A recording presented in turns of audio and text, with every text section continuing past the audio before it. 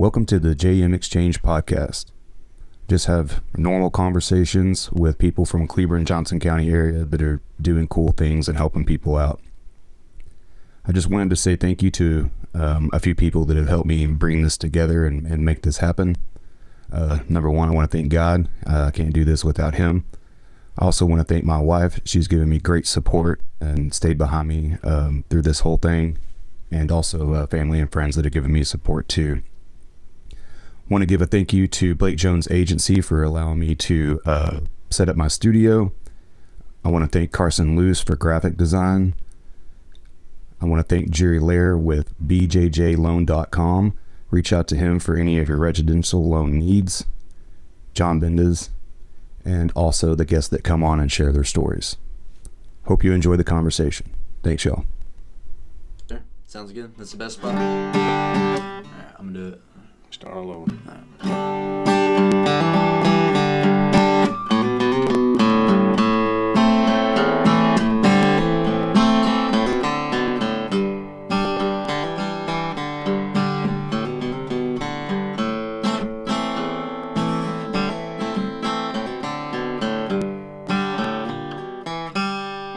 Why do you never run when you're running from me? Games that you played are gonna be the day for me.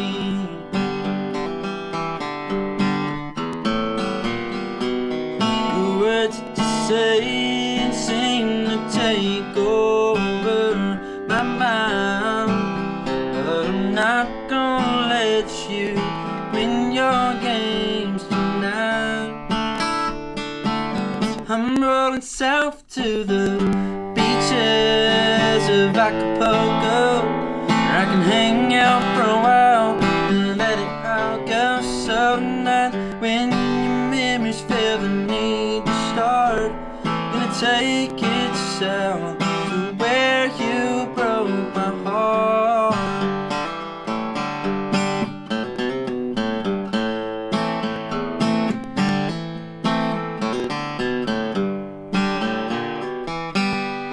I'll stay here for a while. I played and sing for room and board. Seek a little redemption, and on the way I'll seek the Lord.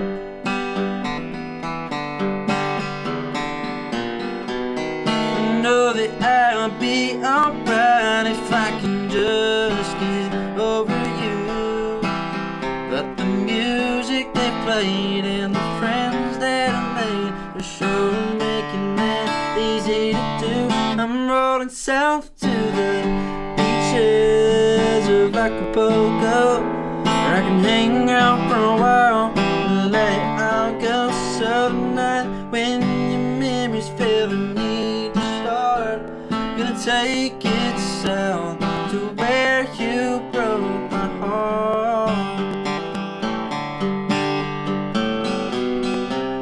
South of where you broke my heart is where I'll run, where I can go and play my guitar all day in that Mexican sun. I'm rolling south to the beaches of Acapulco, where I can hang out for a while and let it all go. So tonight, when your memories feel the need to start, gonna take it south to where you broke my heart. Gonna take it south.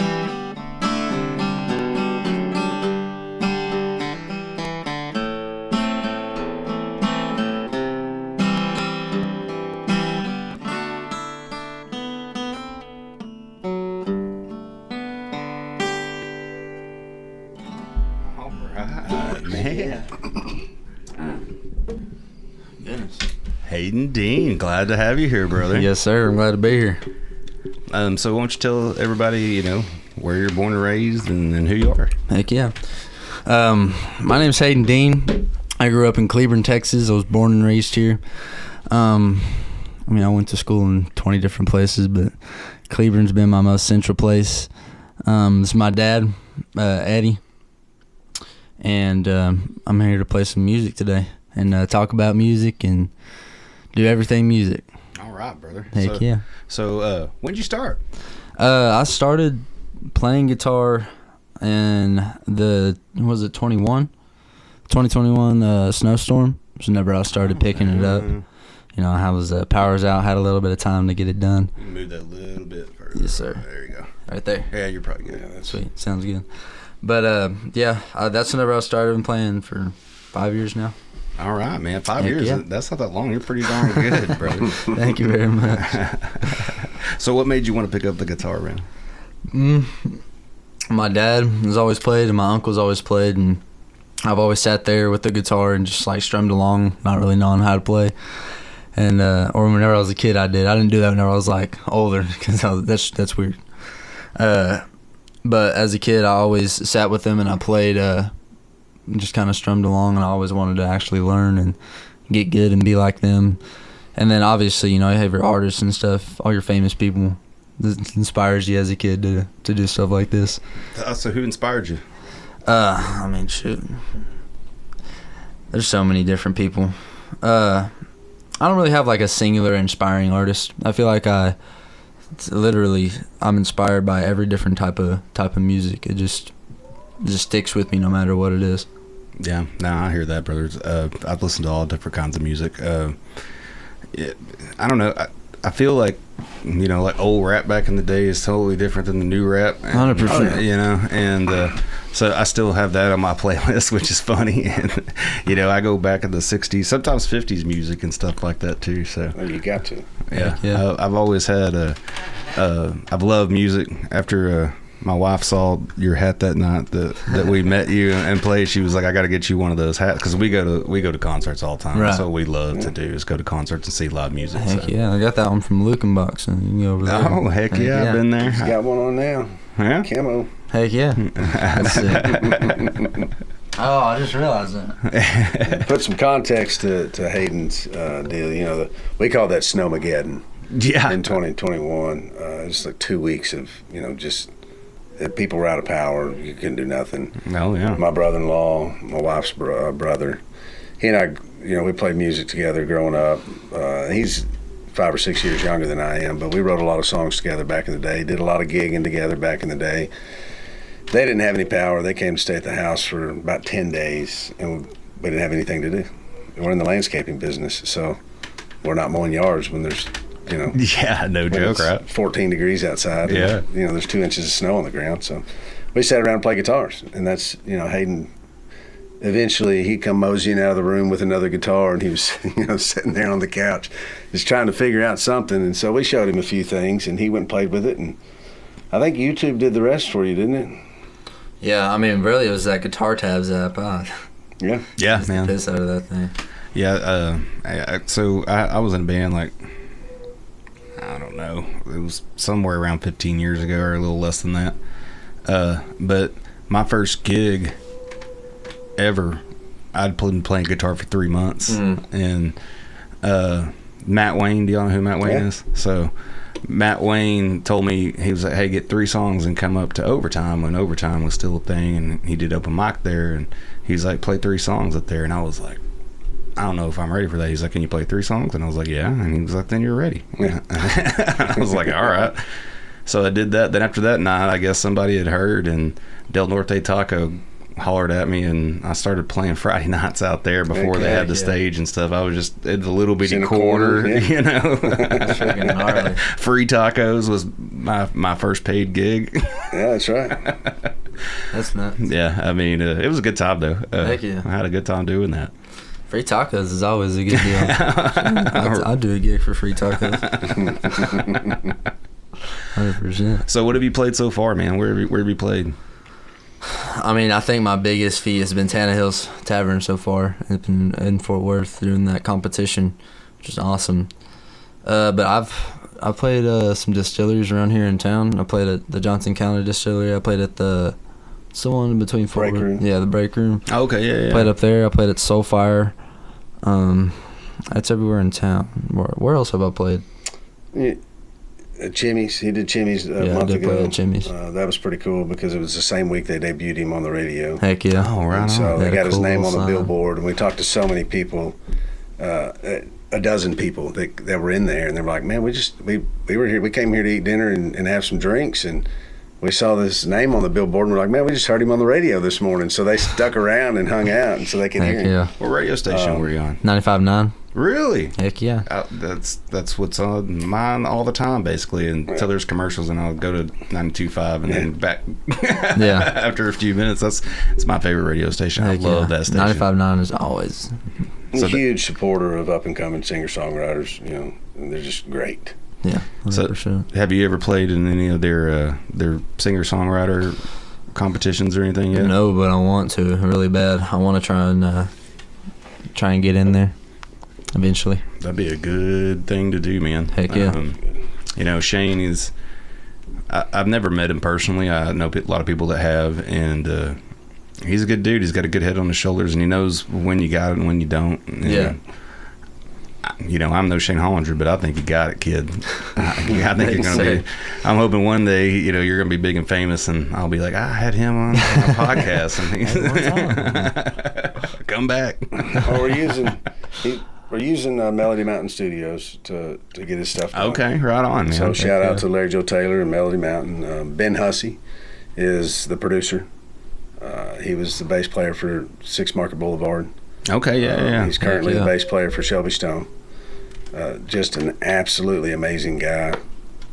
Knows his stuff, knows what he's doing. Can take a song that we think is going to go one way and just completely twist it into where it's almost questionable, but then when it's done, you know, we're like, oh, that sounds amazing. Yeah. That's super cool. So, you know, Shane had reached out to him. They do that New Music Fridays from 3 to 7. And Shane had reached out to Ben and said, hey, man, you know, I'm getting a lot of stuff in, but I don't really like it. And I can tell that it's all AI-generated type stuff. Do you got anything? We hadn't released any of Hayden's music yet. And so Ben kind of, you know, asked for forgiveness later type of a situation. Yeah. He goes, hey, by the way, I just leaked, you know, a couple of songs to the ranch. Yeah. Because they reached out, and then sure enough, 5 minutes later, Shane did his post saying who he was going to play that day on New Music Friday, and Hayden was on there, and we were like, That's awesome, Heck yeah. man. I'm I was sorry like, man, I you missed gotta, that. you got to get out. You got to just leave school early. We're going to go sit on the back porch, and we're going to listen. Yeah. Man, that's awesome. I'm sorry I missed that because I listen to, you know, new that radio station all the time. I love it when they drop new music. They and played stuff it like that. seven times? Oh, they've played it a lot more than 7 times. That just in that first week alone, they hit him that Friday, and then it kind of was dead for the weekend. Monday through Friday the next week, it was played twice a day. That's And, freaking awesome. I'm so you know, excited that's, for you, dude. pretty That's nice. almost regular play, so we were all excited. That is super awesome, man. It's, Heck yeah. It's So been good. we were very Everybody calling excited. in, making requests. I mean, that's Yeah. what it takes. I mean, it's grassroots. I'm All gonna, your supporters got to call in and I'm gonna request your start, stuff. brother. I'm gonna start. Heck yeah. Sweet. I mean, because you're 17 years old, right? Yes, sir. Do you plan on going to school or anything? I'm going to go to Tarrant County College for a little bit and do some audio and visual stuff. You know, just kind of get in the trade a little more. Yeah, I hear that. Heck yeah. I wish I knew more about all that stuff. I'm learning. I'm taking a crash course. Yeah, I'm excited to learn. I've always wanted to know about it, and God knows I cannot figure it out by myself.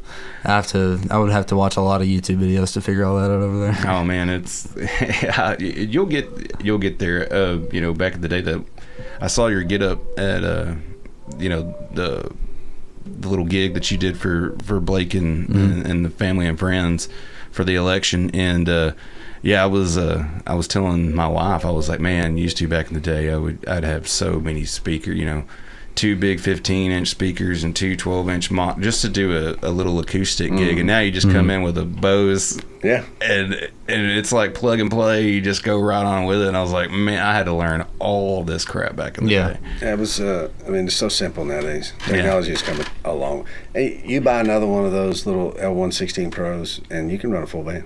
Oh yeah, You just need a mixer, and you're done. we did lots of shows off this little bitty 6-channel power box that I had just off of a full band, and it was nuts, man. Heck yeah. Yeah, you get some in-ears, and you get rid of your wedges, and I mean, we could throw everything in the back seat of a SUV and go run a full band. That's the way to go. I remember I had a Corolla, a Toyota Corolla, man, and it was packed, I mean, to the gills for every single, and that was just me. Yeah. If we had a full band gig, we had to have multiple vehicles take stuff. It was nuts. Yeah, there's a lot of stuff. There's a lot of things that come with that. Oh, yeah. Yeah.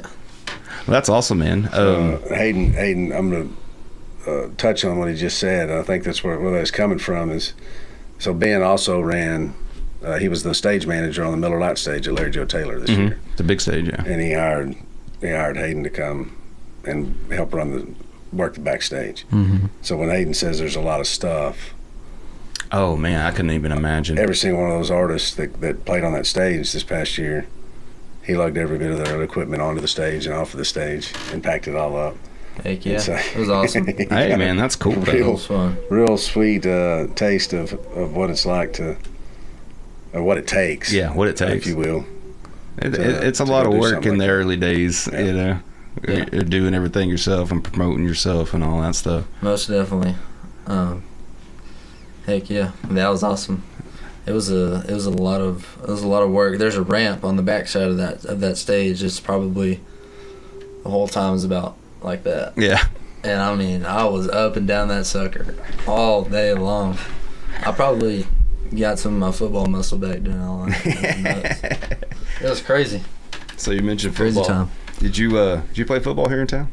Heck yeah, I did. I played running back for 3 years. Awesome, man. Heck yeah. What year did you graduate? This year. This year, okay. Heck okay. yeah. Yep, just graduated. No Yeah. more football. Now it's all music. Yeah, well, that's all right. You got lots of free time now. Yeah, that's very true. Yeah, my son went to Cleburne too. His name's Cash Pippin. I don't know if y'all know him or not, but he's starting his. Well, he will be starting his senior year at A&M this Really? year. Yeah, Nice. Heck gotta buy a ring. That's awesome. Gold Yeah. went up like crazy since Yeah, the last it's time that I looked, and I it's a looked little pricey. not too long ago, and I was like, "Whoa, all right." Yeah. I promise is a promise. I told him I'd get him that ring if he, Yeah. you know, if he put No, in you the got work. to. So You I'm- just got to. You got to do the whole ring dunk ceremony. Oh yeah, we definitely are. We got so much stuff. We're probably gonna do one there, and then we're gonna do one here. Heck yeah. That's awesome. Hayden's older brother graduated last May, 2 Mays ago, I guess, and from A&M. Yeah, that's a hell of a school, man. It's a lot of fun. Did y'all ever go in any football games? Oh, we went to games. He worked for a bank down there, and so we went to 2 or 3 games. But then also the bank had a tailgating spot right outside the stadium there, and that's what we did more than anything else was just go hang out there because, I mean, the people next door to them had a massive TV screen that was like 30 by 60 or something. Oh wow. Yeah. And so you could, free food and drinks and watch the game right there. Ah, that's nice. So you knew, Yeah. it was a little delayed. Theirs was pretty good. The big screen was pretty good. It was almost on time, but you'd always hear the cannon go off when they scored just before you Just saw it on before the you TV. saw it on TV. We knew something good happened. Yeah, But no, it's a lot of fun down there. it is. It was awesome.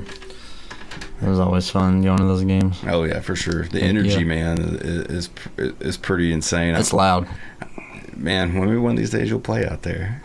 I'm hoping so. Wouldn't that be cool? Yeah, I didn't get in there for football. Maybe my makeup is going to get to play at Kyle Field. Yeah, now One of these that days. they're doing concerts at Kyle Field, Yeah. George Strait got the record. we Heck were yeah. there. We were George there. Strait, Really? Parker McCollum. That's awesome, man. Yeah, we couldn't make that one, but so you only been playing for like 5 years. When did you start writing your own music? Maybe 3 years ago. 3 years ago. How'd you start? Like, what's your process? I mean, writing for me is it's a weird thing because I feel like for me songs do not come that easy, and it's just you have to think really long and hard about it. And I'm not the type of person to just write a bunch of songs just back to back to back. I'm more of I think really hard on something and then I put it on the paper whenever I feel confident in what I'm thinking about. And I guess that's really just my process. and then you know, get the melody. Get the melody first always for me. I can never write a song without the melody usually, and then you do all that other stuff and think hard on the melody, on the lyrics, and write a song. Yeah, right. Heck yeah. Yeah, I know, like getting the concept down, then getting the melody, then getting, you know, those lyrics in place. So when I was trying to write songs back in the day, man, I kind of just journal a lot.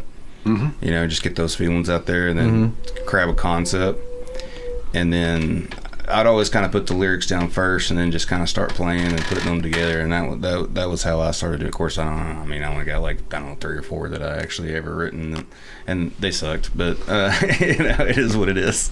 Yeah, it starts it's, you know, it starts somewhere. I was the same way. Most of my songs that I wrote most of my songs were half written. We'll put it that way. I had a handful of songs that were completely written, but it was just driving down the road, and I'd have an idea, and I had a little blue notepad that I kept, and I would just start writing. And then, you know, I would lose it, and I'd put it up, and then I'd get a few more miles down the road. I was always on the road driving for work, so, Yeah. you know, it was just nonstop ideas. Yeah. Yeah, I still have a voice recorder that I found not too long ago, forever old, and I started listening, and it's just a bunch of clips of me singing some lyrics that I thought were good at the time, you know, and I was like, I'll build to it, you know, but I was like, that's a cool lyric, and I'd throw it out there. Now you got a phone, you can just do anything in the world with that these days. Scroll through just do a little voice memo on your phone, and, you know, if we did that with everything that we ever thought about, man, we'd have some awesome songs. Oh yeah, for real. Hayden's a lot better than I am on the guitar, and so for me, for him, the melody comes first. For me, the words come first. Yeah. And then I'll go back and I'll start trying to play with a melody to go along with the words that I'd written.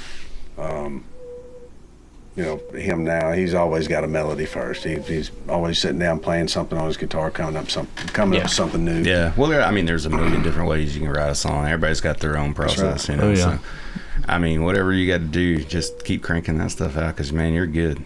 Thank you very much. So I know you were in the talent show here in Johnson County. Johnson County has talent, and you got second, right? No, I don't even think I got you placed on that trophy. one. That was kind of a weird one, wasn't it? Yeah, it was that one.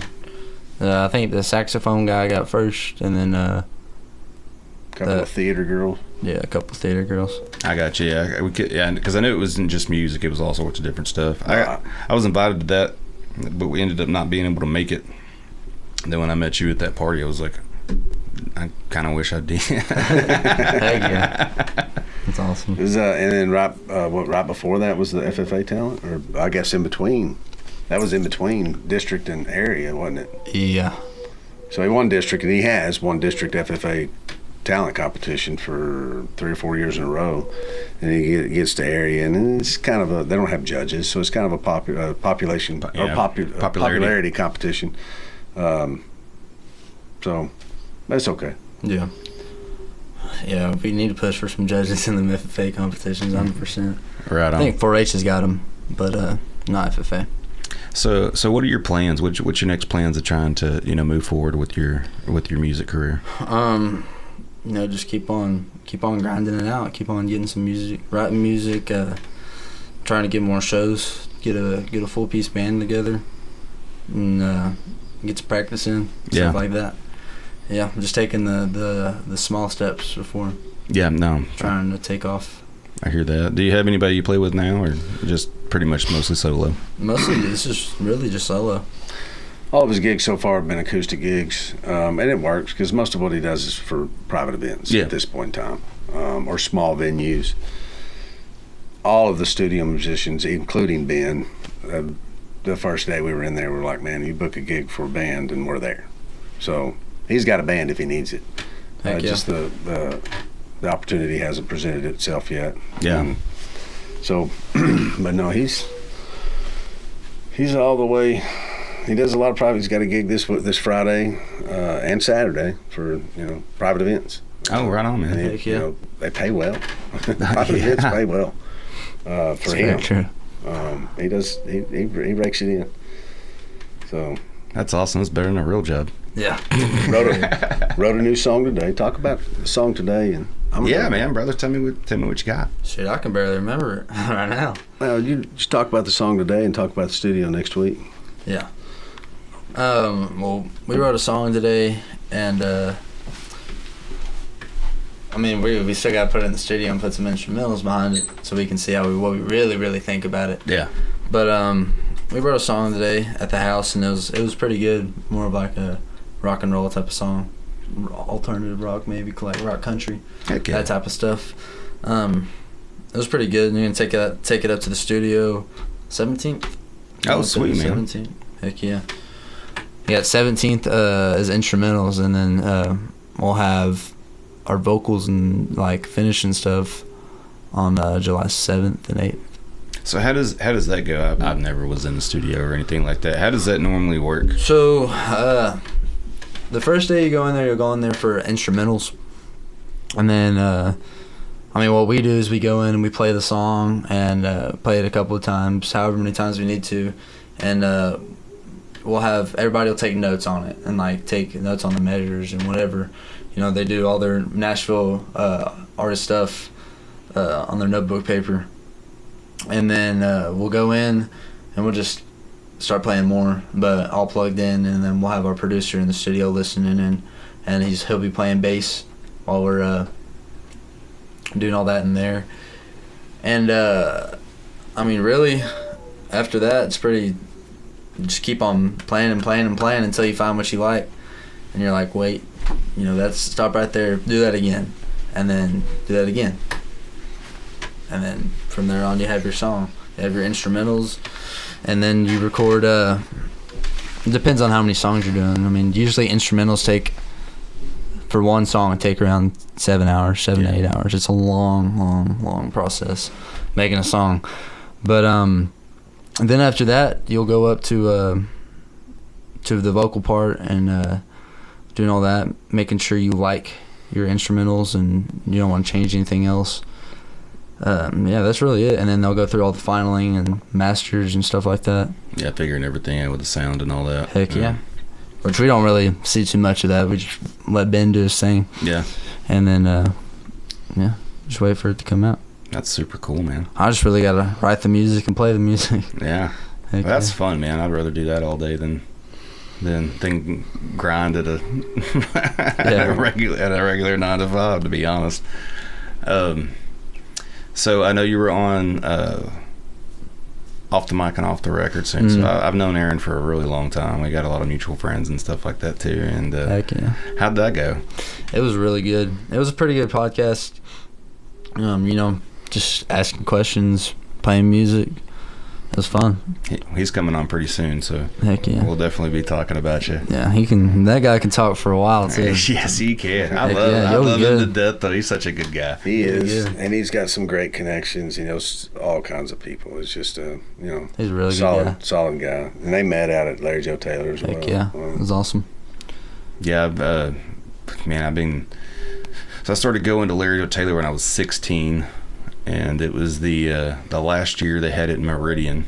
Yeah. I went, and there were so many people there. I wanted to go see Ragweed, and there were so many people I couldn't even see the stage when we got there. It was crazy, and I got covered in beer. Oh yeah, and I didn't drink anything, which would surprise a lot of people. But I did not. I was driving, and I knew I was a minor, and I knew the territory, and I knew we were leaving. We didn't have any campgrounds or anything.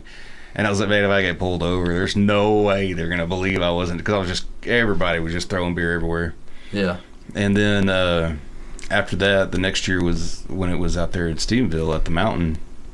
And I went almost 10 years in a row, and then took a little break, and then went back for a few years and took a little break, and then went back. This is our first year in like 5 years we hadn't gone. Right. Wow. Yeah, my wife wanted to redo the bathroom instead, so shame on her. Y'all went this year?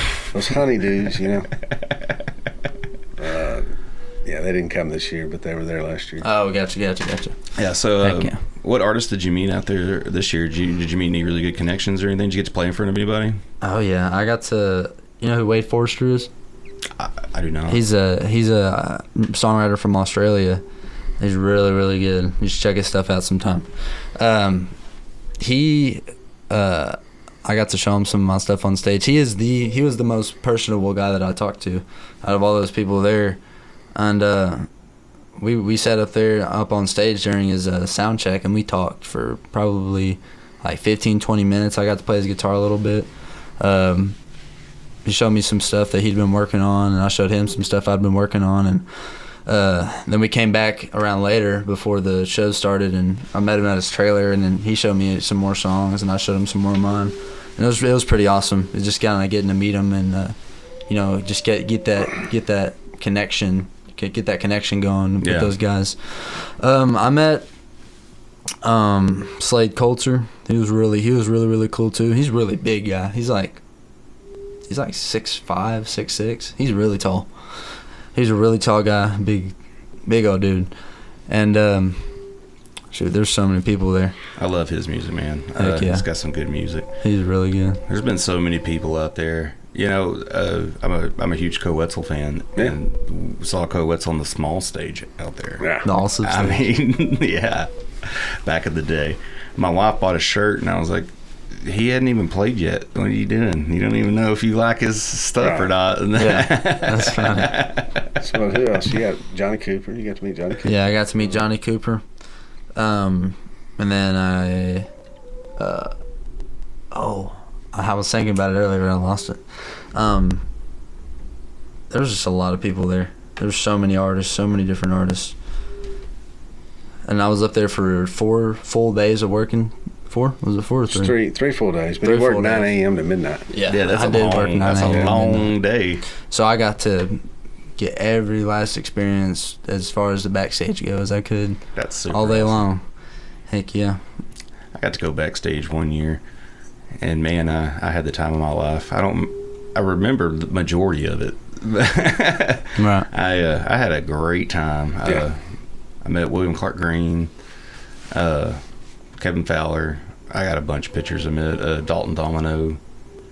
And they're super nice, man. I just love how they're all down to earth. Heck yeah. And they're all really cool people. Yeah, and it comes out in their music too. And that's why I think I like the music so much. It's genuine, and it connects with you. Right. And that's something to me. That's why I like listening to the Ranch so much. Is because all the artists that they bring on, you could feel it in your soul. Yeah. It's all real. As artists, we gotta make y'all feel that type of way, and that's seeing all those big guys and kind of learning those ropes and seeing how they treat their crowds, and their only focus is the people. They're not worried about anything else whenever they're on that stage other than pleasing the people to the best of their abilities.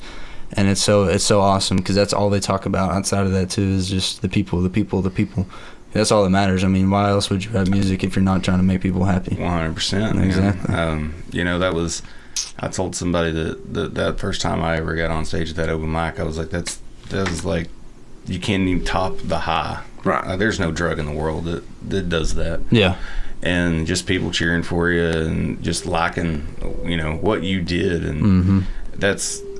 It's something that you can't buy it. That's awesome.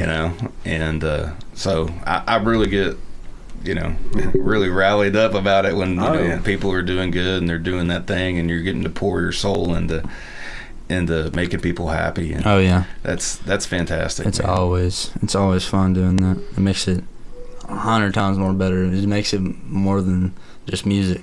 Right. Yeah. So Dave Perez has been very instrumental in with the Tejas brothers. Okay. Heck yeah. And he lives right here in Cleburne, Texas. Wow, I didn't know he lived here. Yeah. Heck yeah. Him and his wife Mara, great people, absolutely amazing people.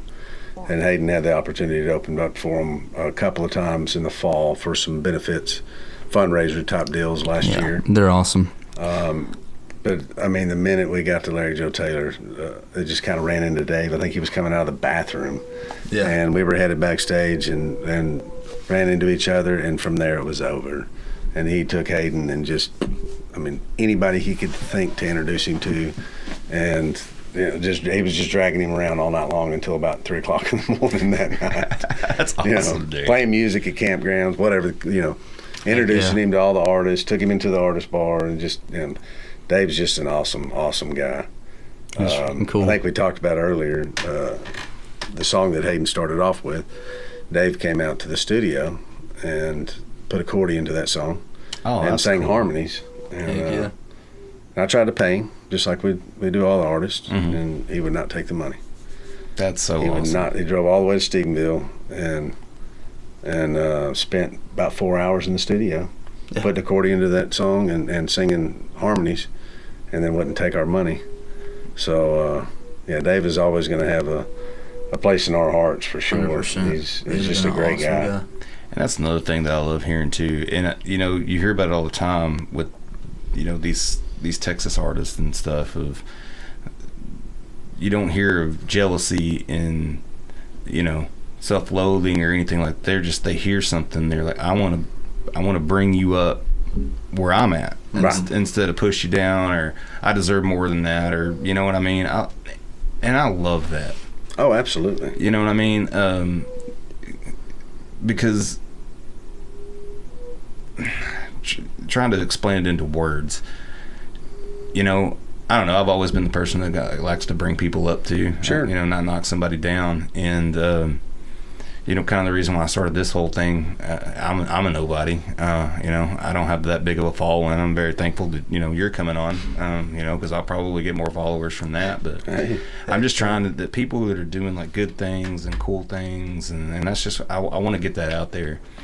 And I love that there is that kind of camaraderie in Texas. Where sure. It's, hey man, you're really good. I want to help. I want to help bring you up. Oh yeah. So I love that. That's a lot of the music world, kind of just in general.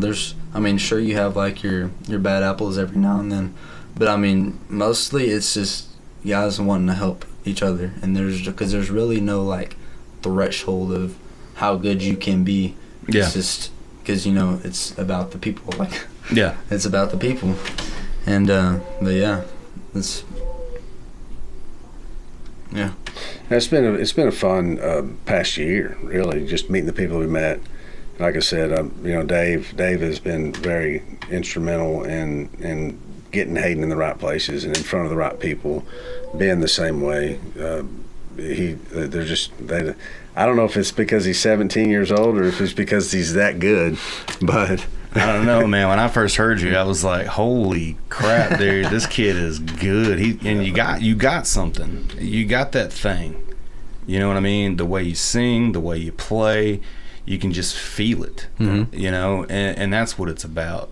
I think with like music and stuff like that, it's not just getting up there and singing a song. It's everything. All you pouring all that energy out 100%, and you got to do it over and over and over again, because you don't want to just sit up there and just sing the song, and that having that passion, having that energy, it takes something, and I think you got it, man. Thank you, sir. You're really good. Thank you very much. We enjoyed every song that we heard that night, so heck yeah. And I think everybody else did too. I think I'll be back for that.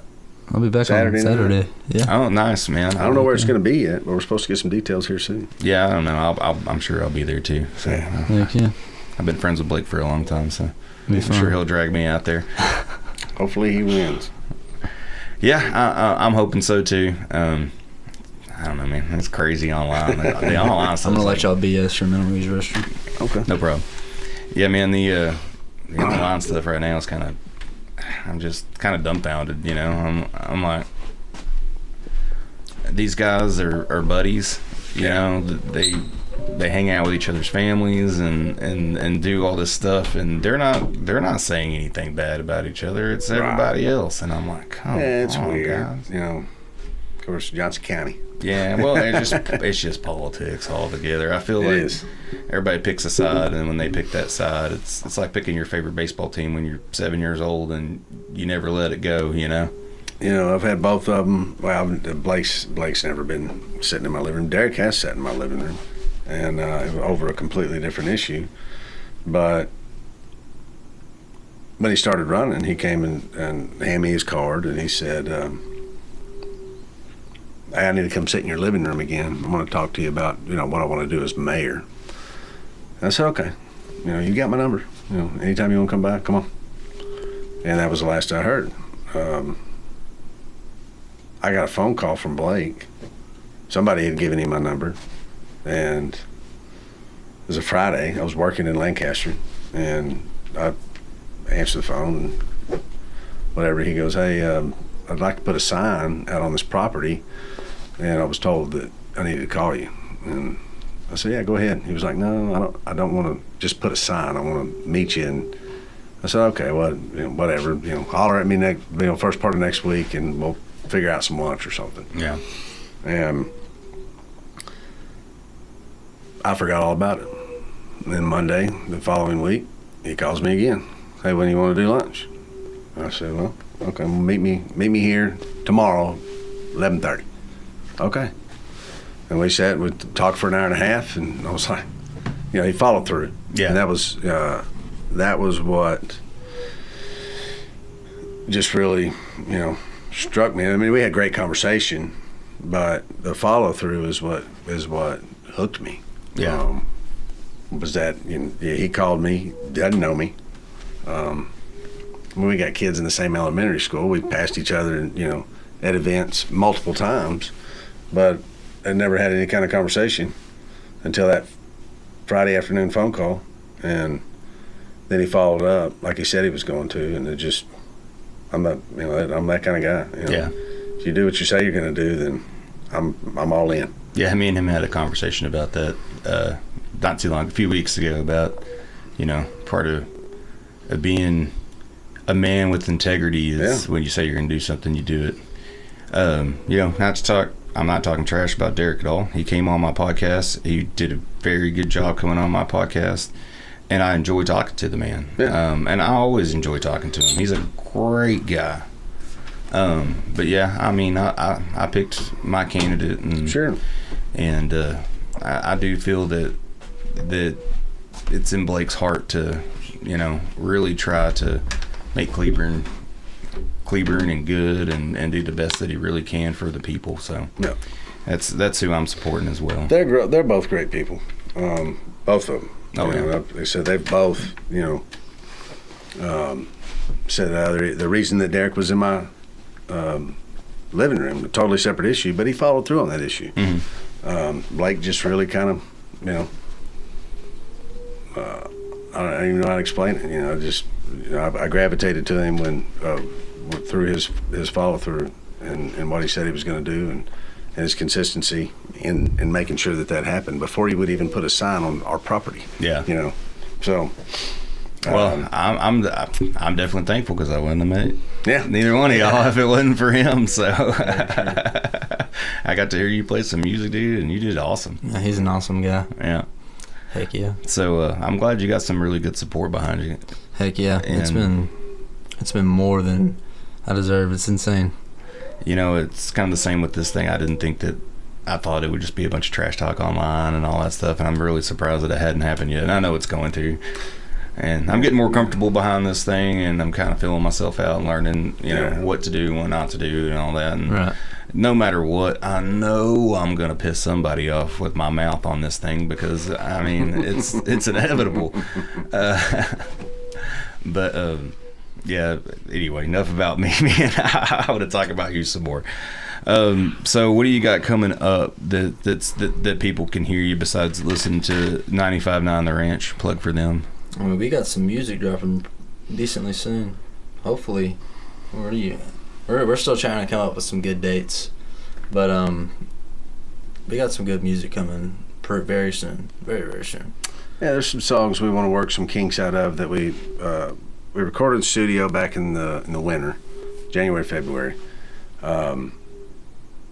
We mastered them and we like them, but the more we listen to them, the more I'm like, maybe we need to just go in there and work on those a hair when we're back in the studio in this next week. We'll finish up some stuff in July. We'll have a full album by then. 100%. I say we. He'll have a full album by then. Yeah. Well, it's good. And then we'll plan an album release party and, so do some release dates on singles a little bit at a time. Yeah. Build some anticipation on social media. Heck yeah. Yeah, that's what I was going to kind of say too. I know like I think like the new thing that's kind of going on now is like you release a song. Right. Yeah. And then, a couple months you release another song, and then a couple months you release another song, and then you release your album or whatever, baby. Heck yeah. And that seems to be working for a lot of people, and I guess it's probably because of this fast-paced life. Mm-hmm. It's that, social media plays a big part in that. Yeah. And, so you just give them a little tidbit, on all the platforms. And, whatever the hook is on the song, you throw that at them, and you just throw it at them, throw it at them, throw it at them.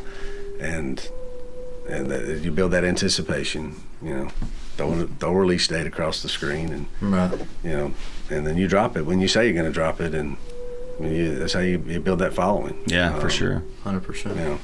Do you ever get on like Facebook Live and just kind of do little things here and there? I get on. I used to get on TikTok Live a lot, but recently my phone's not as good as it used to be, so I don't have. I somehow managed to get water in my microphone. I've never dropped my phone in water once, but I got water in my microphone somehow. Oh man! So I got milk in my microphone from my little brother knocking a cup over on the counter. That's what it was. And my phone says it has water in the charging port, but I don't know where that came from. But yeah. So I haven't been on TikTok Live, and I haven't been very good on social media either. We just take a lot of videos during gigs and try and post those as much as we can. I'll grab one of their phones and get a video done. Yeah, for sure. Thank you. You just got him a new audio interface, and so we're gonna have some good audio TikToks coming up very soon. I mean, people still somehow compliment on the way that I edit the TikTok videos and like the sound, but it's really nothing. Like all I do is just go in there and click an effect, and then like turn the video volume up all the way, and then no matter where I'm at, it sounds the same every time. Never, unless I like go to a place that has really good acoustics and I want it that way, I'll just turn the video up and leave it as is. Yeah. But TikTok, I mean, really just does all the editing for you. It's kind of nuts. Yeah. That's another thing too that I think gets a lot of people, like putting those reels out there. Where it's just like 20 seconds of a song. Yeah. And then they're looking for it. Mm-hmm. And then it'll drop. You know. Yeah, you got to build that anticipation. That's big nowadays as far as building a following. Yeah. And it can't just be with your music. You got to get on there daily, which I've been on him about. Yeah. Hey, go do a cover, post a cover. Yeah, do it every day. And just if you're not playing what people like, right? Well, then they're maybe they don't like your music right off the bat. But if you're playing what they do like, then they're going to learn to like you. And then when you drop your music, then they're going to like it because they like you. Yeah. Sure. And so you just got to play that game, and it's something that we're learning. I'm not a big technology guy.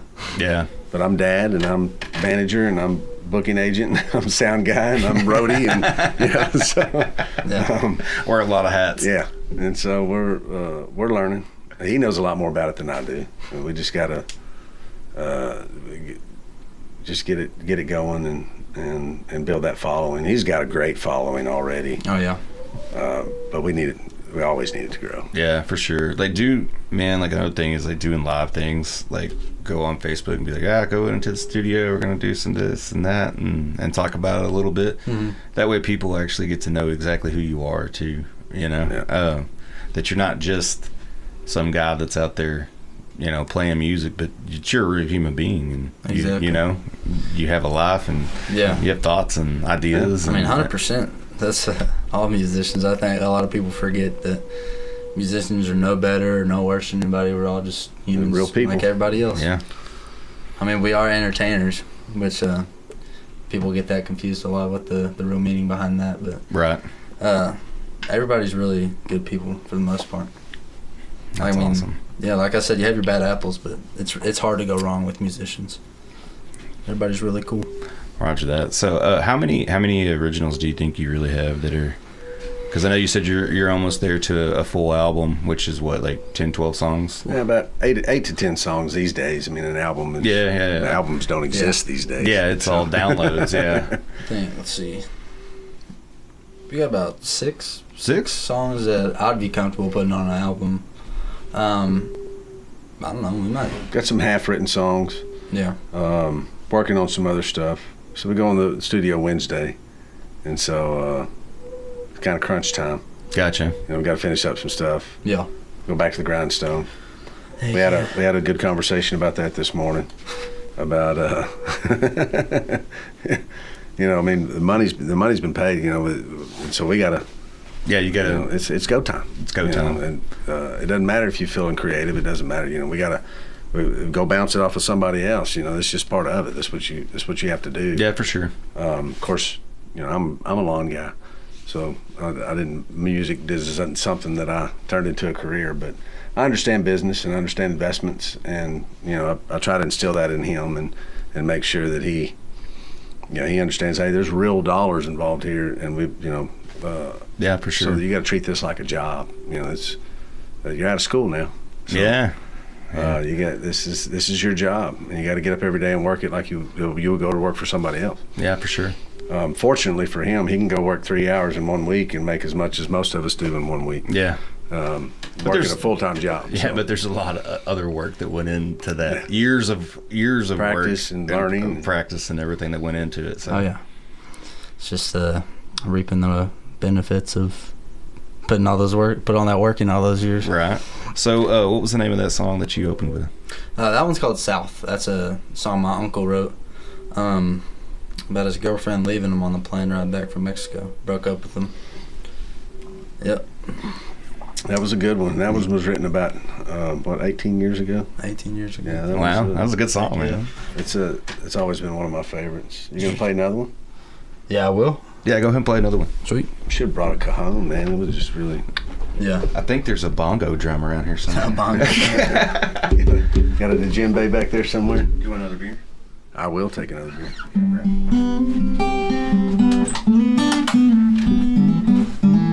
All right. This song is a. Hold on, let me get you. This song's an original again, obviously. This one I wrote maybe. Thank you, sir. 5 months ago, whenever we first started going into the studio, I wrote this song. And I wrote about my girlfriend. She goes to TCU. She's a 4.0 student at TCU. That's impressive. Costs more than Harvard. Yeah. Oh yeah, but she gets I think at the end of it all, she'll go for like $12,000. Oh, wow. She got some money. Smart girl. Yeah, she had a lot of grants and stuff like that. It was nuts. I feel like you need them. Oh, 100%. Let's see. But yeah, this one I just wrote about. I think this was. I kind of wrote it about a little bit whenever we first got together. Just feeling that trust of another lover, and then it just talks about at the end it's like a resolve. It's like we're together now, everything's good, but there's obviously there's still the 30-minute drive in between us. Yeah. Oh, this is the one we finished writing on the way to the studio. We did in the truck. He's got his guitar out in the passenger seat of the truck, and we're driving to Stephenville. And he's running through it, bouncing stuff off of each other, and finished it on the way there. Heck yeah. Baby, I think that you should stay with my heart tonight. We gotta make up for time away. It's an hour drive. 'Cause lately I've been needing more of you. Some fine dining and a table for two. Baby, show me you're what I need. I'll give you my heart tonight.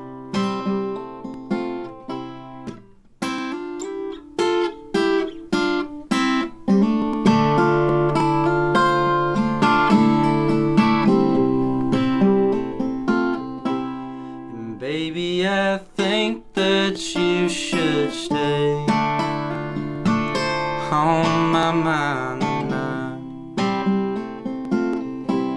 But we know this love we have can't fade. I'm only falling deeper tonight. 'Cause lately I've been needing more of you. Some fine dining and a table for two. Baby, show me you're what I need. I'll give you my mind tonight.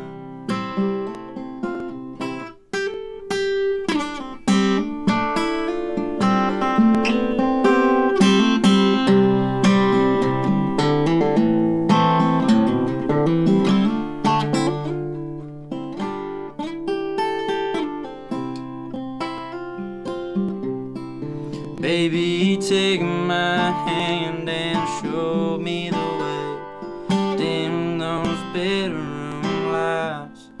Hold me close. And give me all you got tonight.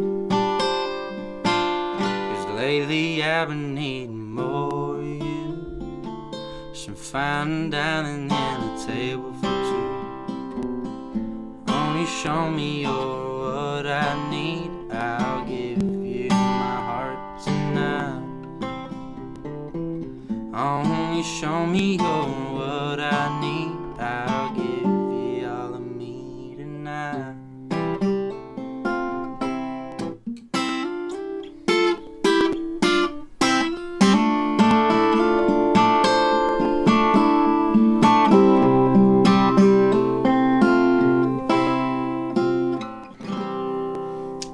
That's More of You. That was awesome. Heck yeah. What was the name of that one? That one's called More of You. That was a great song. Yes, sir. Oh, goodness. There we go. Yeah, that one's really cool. I like that song a lot. It's a fantastic It sounds really song. cool in the studio version, too. Oh, man, the thing, gnarly. you sure can bend them strings. I'm a little rusty right now. I've been playing guitar all day long. It's a second. It's like a job, kind of. Oh, yeah, for sure. Just play guitar all day, but I mean that's cool, I guess.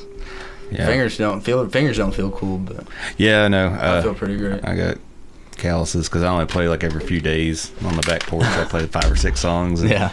You know, maybe like once or twice a week so that it's over and over. Yeah. You know, I'll be like, oh, okay, I can't. That's all I can do. Yeah, I honestly don't know where because I used to be so bad about like dexterity with my fingers, just getting across the guitar, and I mean now I feel like I can do it a lot better. I mean I've only been playing 5 years, but I feel like I can most definitely do it a lot better. Yeah. I want to learn the whole neck. I want to just know how to play guitar, the whole thing. But Yeah, like I said it takes a before, while. I knew that I know I could play 4 chords and sing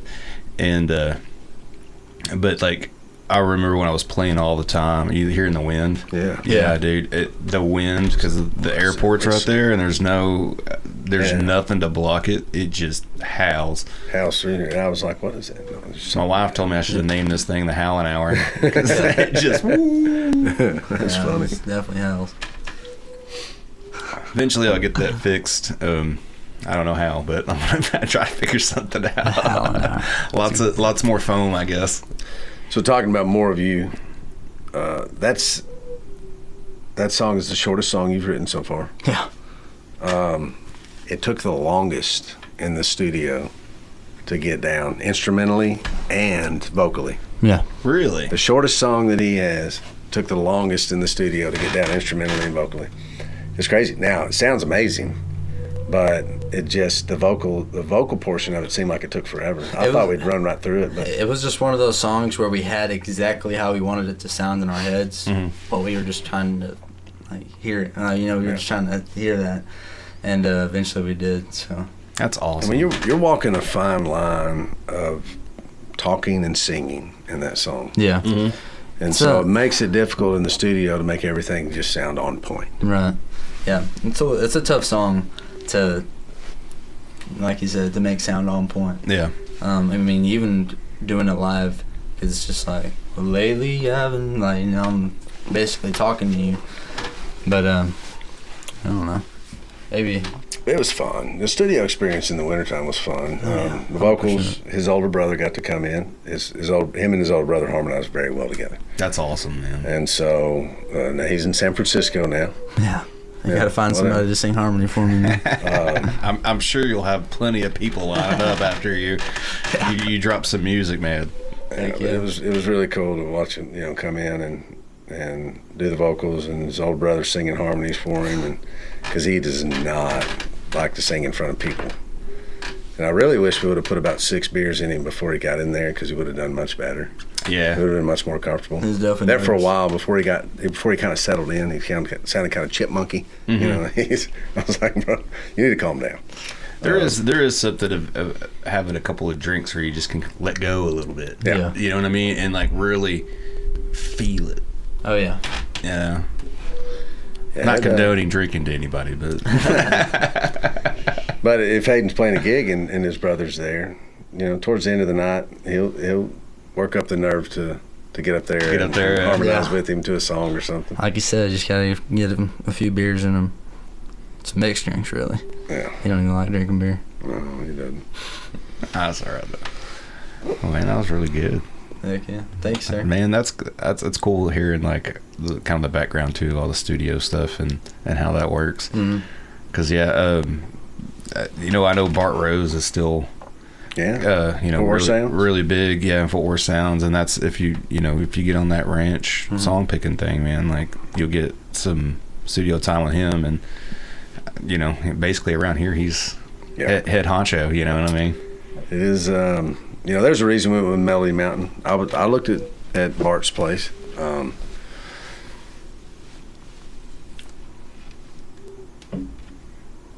Dave turned us on to Melody Mountain. Yeah. And I trust Dave, and so he said, "Hey, let's go around. Let's go there." Yeah. I would go there, and I think it was a right move. I really do. I think that just that experience alone has turned Hayden on to so many other experiences that he wouldn't have had otherwise. And maybe he would have. I know Bart is he's got all kinds of connections, and he probably could have turned Hayden on to whoever. But in our experience, I think the Melody Mountain was the right move. Larry Joe came down both times we were in the studio doing the instrumentals and then doing the vocals, and spent 20 minutes listening to him. And you can't ask for much more than that. They said that it hadn't happened in about 8 years. So. Oh wow, really? That's awesome, man. It's I've met Larry Joe a couple of times out there at Larry Joe Taylor Fest. Yeah. Great guy. He used to my cousin Corey Arnold. He knew him. He used to be karaoke. He's at a karaoke business. Yeah. And he knew him because he went for so many years, even when it was out in Meridian. And so knew him from that. And he'd stop by the campsite and just kind of, shoot the shit with us for 15, 20 minutes. And that's awesome. On his golf cart, pull up on his golf cart, It was pretty cool when I was, I was like 20 years old, I get to meet the guy that's putting on this festival that I looked for. That was my main focus every year. I was like, I just can't wait till the next year, so. That's me from now on out. Yeah. Had a lot of fun. See, he's hoping to be on one of the stages this upcoming year. We'll see. See how things go. Right on. You're going to go to Rhymes and Bonds? I was just looking at that. I got an email the other day, and I haven't talked to my wife about it yet, but I was like, man, I think that'd be cool. And they don't have the list of people playing yet. Yeah, no, not yet. It's still to come, to be determined. I was just looking. Thank you. Hayden's never been to Green Hall. Oh man, that's one of my favorite spots to see live music, man. So Coup de Grace is playing, I think, the 27th of this month down there. Ooh, that'll be a great show. Yeah. Hayden's birthday is on July 7th. I was like, maybe we go see Coup de Grace, a little early birthday present, because you don't know how many more times you're going to see Coup de Grace. That's true. And they're just amazing. Matt Martindale's bad. He's awesome, dude. We just saw him not too long ago at Billy Bob's, and I was like, he's still got it. Yeah. And he still puts on an awesome show. He's the mayor in, what is it, Amarillo or whatever it is. He's a judge. Isn't he a lawyer? Yeah, he is a lawyer. Oh, he's a judge. That's right. I was going to say, he's... so he's been a lawyer, but he's now a judge. So... Isn't that crazy? Yeah. But no, they're playing at Green Hall the 27th. hopefully tickets are still available. We'll try to get down there. Yeah. Green Hall is one of my favorite spots because, just the feel when you go into that old building, you know, and the sound, and I like it that, even if you don't like crowds, you can go sit outside and you can still, absolutely, you hear everything perfectly. Yep. And oh God, that's one of my favorite spots, man. If we have a favorite artist that's playing at Green Hall, we're getting tickets and we're going. I mean, we'll do what we can. Yeah, it's a fun place to be. It's really nostalgic. Oh yeah, for sure. And it's a cool little town too. You get to go. My wife likes to go to all the little shops and all that stuff. I just like to go and drink beer and listen to music. Yeah, drink beer and eat at all the restaurants, and wait for her to finish walking around the shop. Yeah, I'll be over here, honey. Yeah, pretty much. I'm gonna grab me a shot from the shot bar over there. All right, you want to play another one, brother? Thank you. Let's do it. What you got? I can listen to you all day, so. I'll do should that one? Some Getaway Goodbye Girl? Yeah. This will probably be the next one we release. Nice.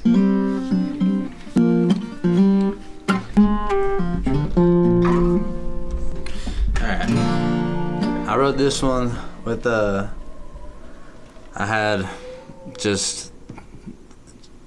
wrote the song and I pulled out my guitar and I said I was gonna write a song about cheating. And so I wrote the song about a girl who comes home and she sleeps in your bed every night, but she's always she loves other men. She don't really love you. She's just using you for what you got. And this one's called Getaway Goodbye Girl.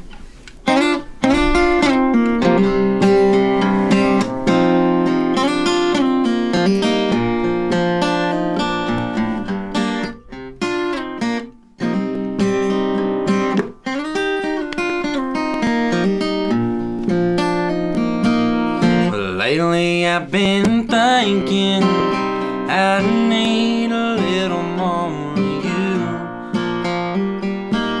Well, I've been begging and pleading, just hoping that it might come true. But you don't know how to stay, you're always up and late, and every time I hear your name I come back around just one more time. I can't get enough of my getaway goodbye girl.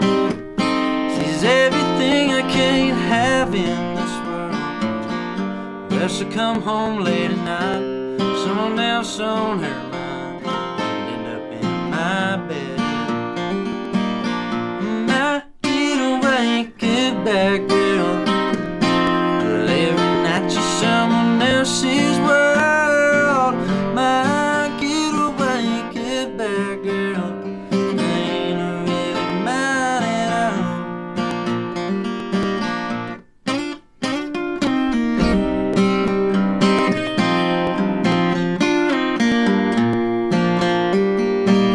Well, lately I've been drinking, putting a band-aid on this broken heart.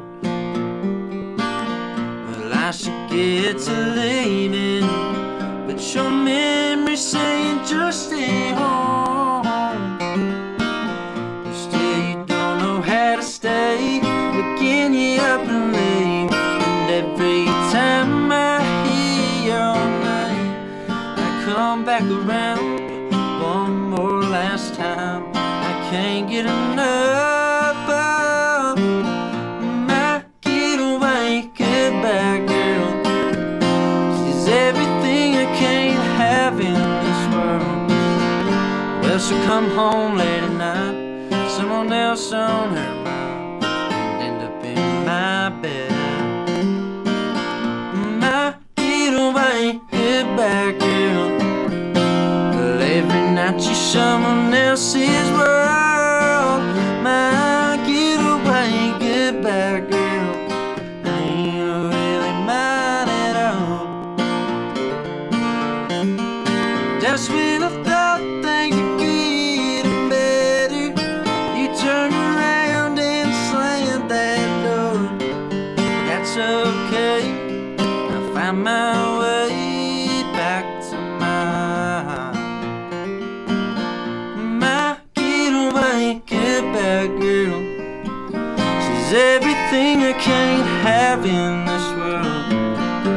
Till she come home late at night, someone else on her mind, end up in my bed. Might get away, get back, girl. Every night she's someone else's world. Might get away, get back, girl. Ain't really mine at all.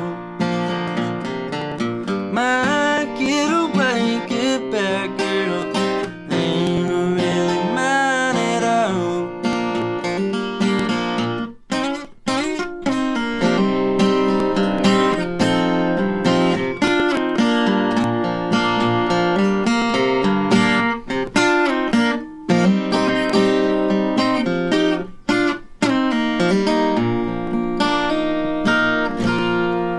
Man, Let's get away, goodbye, girl.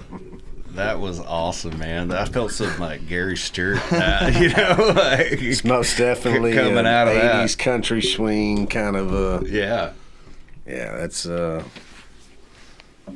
fantastic song. that's what when we were in the studio it was like that's a Midland song. It's a Midland Oh, song. for sure. Yeah. Yeah. That's why I said I think you were like channeling some Gary Stewart right there. For real. It had that kind of twang and that touch on it. Oh yeah. Yeah, That one's a fun one. That's definitely his mama's favorite one, I think. that's a great song. But she is a diehard Gary Stewart fan, so Well, there you go. that answers that. Sure. Man, I know what I'm doing next in this studio. I got to get this hooked up so we can like actually plug in everything. I think we can do it. I just got to,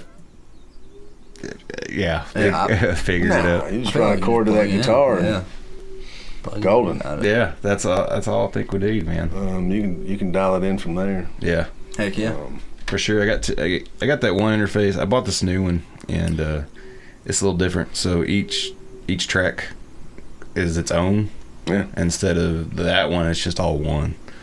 And because I really want to do the, like I was talking about before with the cameras, where everything gets kind of zoned in on the person that's talking. Yeah.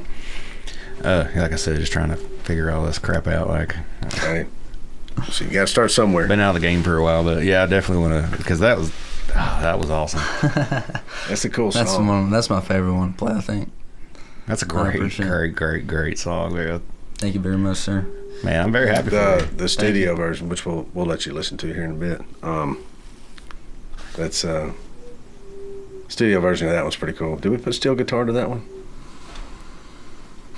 Yeah. I believe so. That one and South. Oh man, that'd be good. We put some steel guitar to it. So yeah, Yeah. It's that. yeah, it's pretty cool. It's fun watching all that stuff come together, especially with him. Just being, we grew up. We had a set of drums. We had a bass player. A buddy of mine played bass, whatever. So we heard some clanking around. We did. But for him, all we've ever heard is him and his guitar. And then we went in the studio, and it was just, especially that first day, it was just like, oh man, this is cool. It's so crazy when you start putting like all the other noisemakers in there. Yeah. That's what I tell my wife all the time. I wish I could make better noises come out of this thing. Right. I'm the same way. I'm just like, whatever. I'm glad that he's really good because I can sit and enjoy listening to him, and I don't have to worry about trying to Right. whatever. I always just love to sing, and I figured nobody would just listen to me just belting something out without making some noise, noise behind it, that kind of goes along with it. And I even stopped doing that. I'll grab a cajon, and I'll just that I can play. Oh yeah, whatever. That's like tapping. I don't got to make. I'll make that noise. I don't got to make any noise out of my mouth. I don't have to strum a guitar. I suck at both. So. But I can play the cajon. That's a fun instrument to play, to be honest. Oh, yeah. So do you know Corey Roberts too?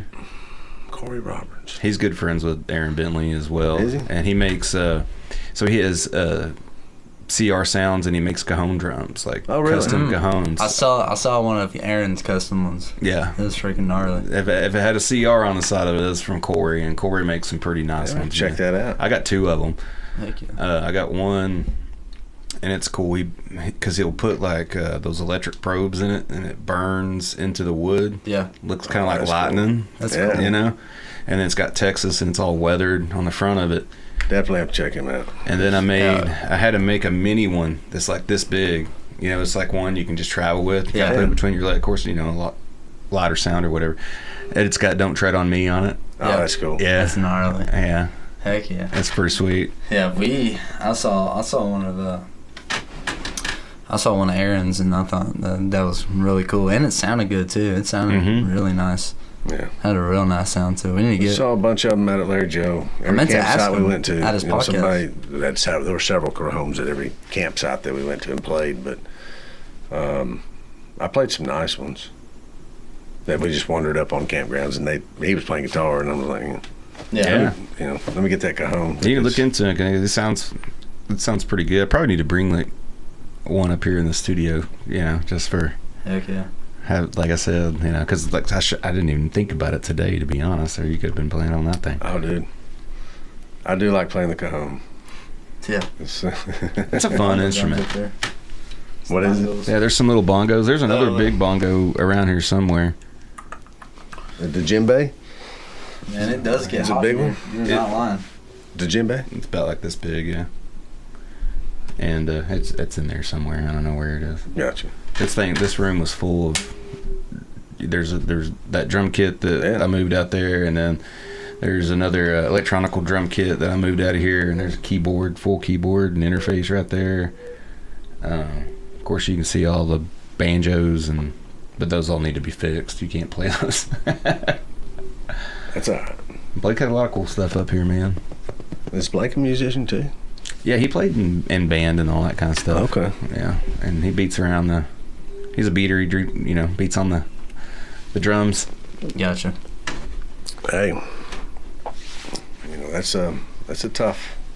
Drums are tough. Yeah, I never could figure it out. I can keep time. I could do that on a cajon or something like that and make different sounds. I can keep time on the drum kit. I just I never figured out how to from there. Yeah, I never figured it out. 100%. So when somebody come in and just sit on a drum kit and be like, bah, just belt it right out and follow right along with you. Drums are hard. It blows my mind. Yeah. I've spent like 3 hours at my girlfriend's house trying to figure out her brother's drums, and it's tough. I mean, like I got to the point to where I can play a little something, but I cannot keep time to save my life. It's kind of weird when you pick up strings, like all of it kind of starts flowing. You know what I mean? Yeah. And then you're like, all right, now play drums, and you're like, yeah, it's a different ballgame. And then try to sing and play drums. And then the people that can just walk up to any instrument and just play. That blows my mind, man. Like they'll play drums, they'll play guitar, they'll play fiddle, they'll play. Yeah, I mean, anything. They'll go and play keys. Yep. And his uncle is a lot like that. You give him just a few minutes, and he'll figure some stuff out on any instrument that there is. Yeah. He's very, very talented. Yeah, my nephew was in a band. I had him on not too long ago. He's had a crazy life, and he's not even 30 yet. Did the Appalachian Trail. Oh, cool. Got hired as a ski instructor and never skied a day in his life before. He was a glacier tour guide. He was in a band.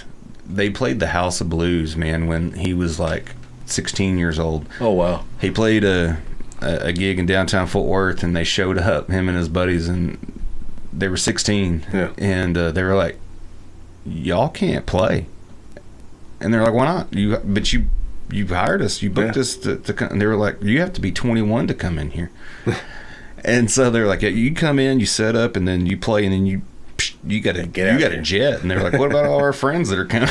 Yeah. And they're like, no, they can't come in here. Wow. That is funny. That was nuts. And he plays drums, and he picked up my guitar and just started going after it. And I was like, dude, look at that. Yeah. Like, that's crazy. Yeah. Some people just got it.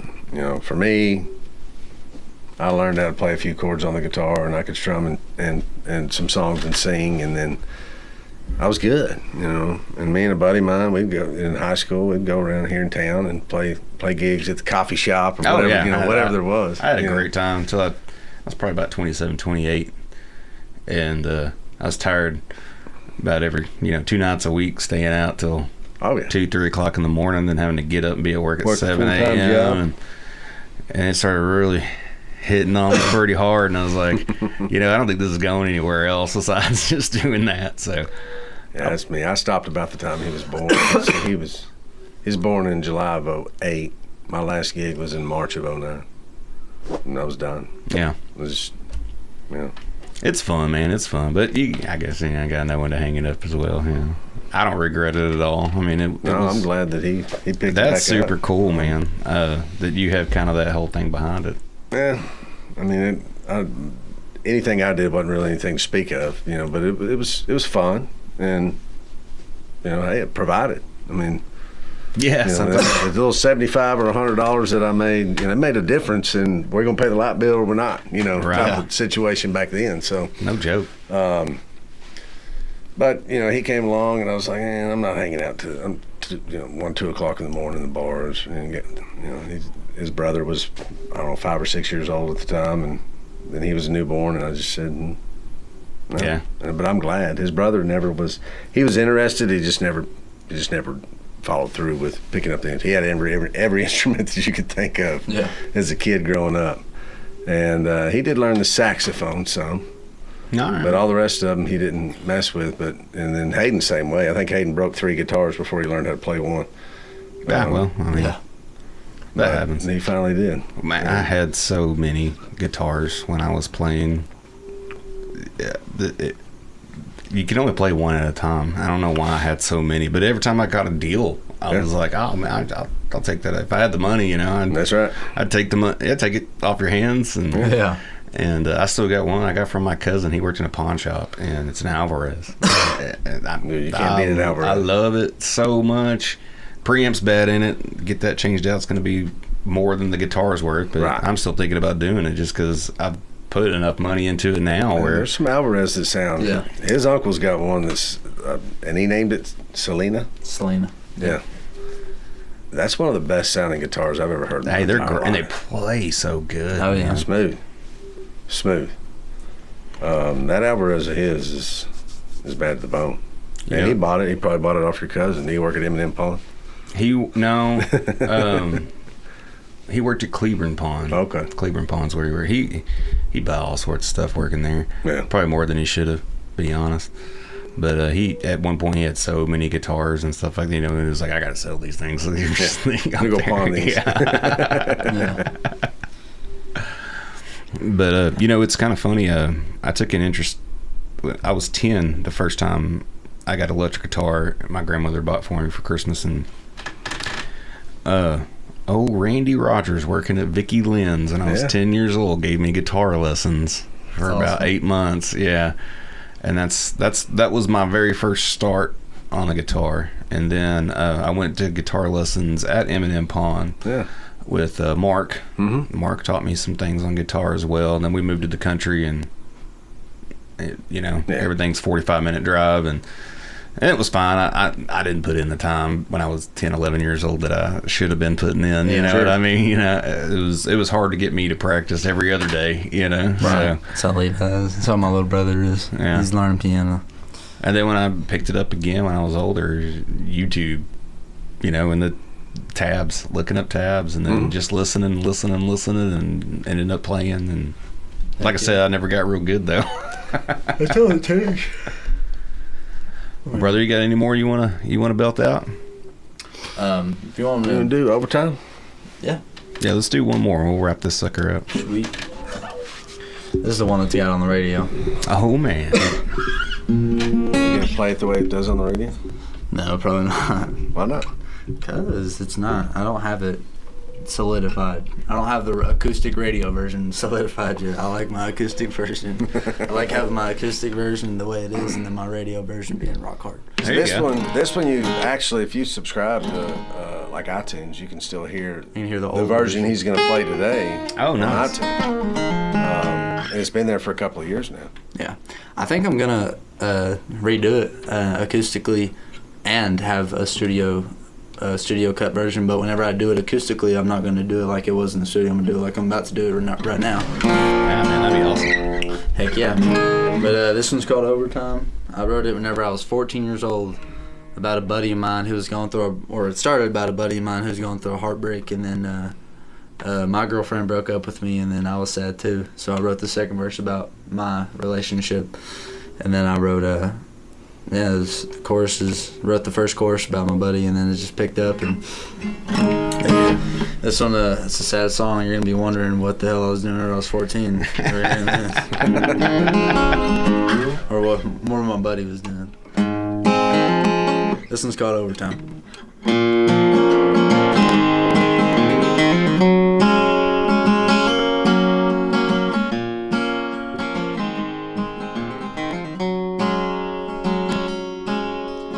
Sitting on the curb, slurring my words. My girl, she's gone goodbye. The rock bottom never felt so deep, and I'm falling fast, and I can't breathe. Tell me, where am I to go?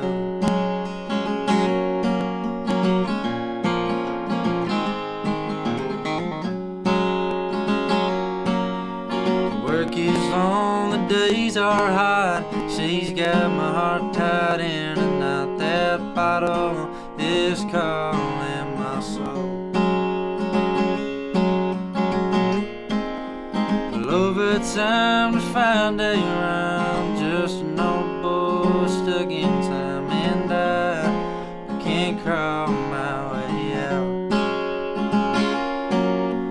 And as I find a peace of mind, I'll keep strumming these songs of mine till I'm better dead. Drink away the thoughts in my head.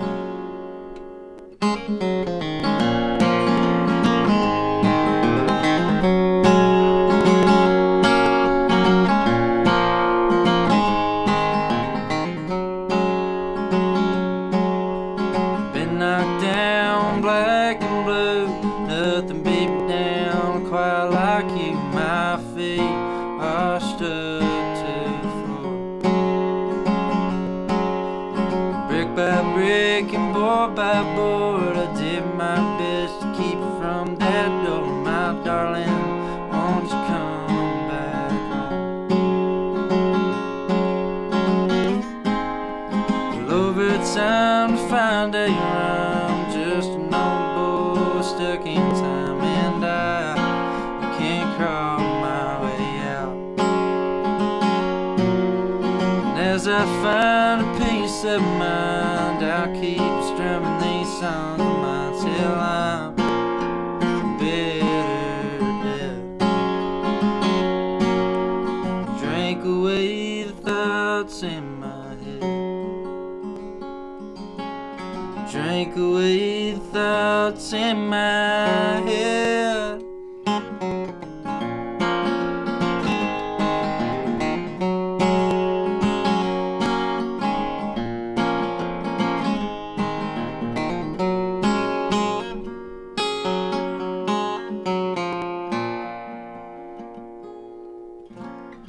That's a song, Yeah. brother. That's a song. That's a good song. I'm gonna be hitting the ranch up all the time. We're having to play that one, man. That's a good song. That's a good tune, We'll brother. hear the rock version on the ranch. There we go.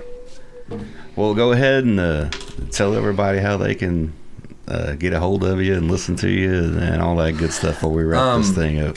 My name's Hayden Dean. You find me on TikTok, Instagram, Facebook, Hayden Dean Official.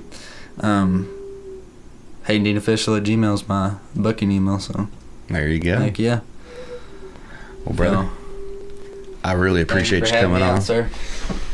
Justin. Hey, this is a great time, man. Oh, yeah. Thank you guys so much. Of course. Thank you. All right, bye, everybody.